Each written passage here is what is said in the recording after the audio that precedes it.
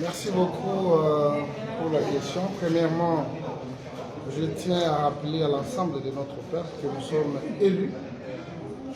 Et en étant élus, nous avons le devoir sacré d'amener les déshydratats de la population congolaise.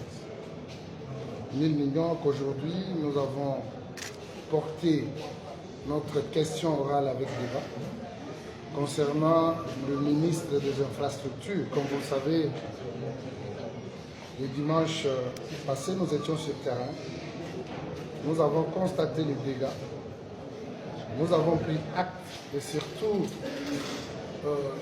les déshydratats de la population en ce qui concerne les infrastructures ne répondent pas favorablement. De ce fait, il y a quand même au sein du gouvernement quelqu'un qui préside justement à ce ministère en tant que ministre des Infrastructures. Il est de notre devoir en tant que représentation nationale de pouvoir avoir des explications claires. Comme vous savez, il y a des millions de dollars qui sont affectés par rapport à ces besoins, mais ce qui est visible ne correspond pas par rapport à ce qui est décaissé. Et par conséquent, nous avons porté notre question orale avec débat qui sera adressée aux concernés ensemble avec les représentants du peuple.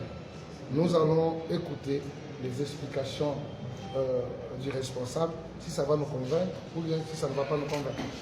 Bon, si nous voulons parler des contours, apparemment il y a quelque chose de non connu. Je dois vous rappeler, c'est dans nos missions reconnues par la Constitution et par notre règlement d'ordre intérieur.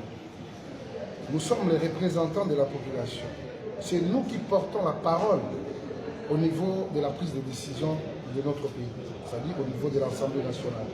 Et donc, tout ce que je peux amener comme question, débat au niveau de l'hémicycle, ça relève de la compétence de notre peuple qui a son délégué que je suis. Et deuxièmement, on veut que chacun puisse jouer valablement son rôle.